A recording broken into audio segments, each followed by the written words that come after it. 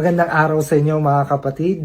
Sa mabuting balita, pinahayag ni Jesus na ang langit at lupa ay lilipas. Ngunit ang kalititang bahagi ng kautusan ay hindi mawawala ng bisa. Ibig sabihin, ang bawat turo, bawat pangaral, bawat kautusan, at bawat salita na ipinahayag ni Jesus sa mabuting balita ay mahalaga.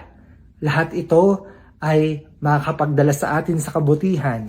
Lahat ito ay makakapagdala sa atin patungo sa kabanalan. Kaya, huwag mamimili kung ano lamang ang susundin.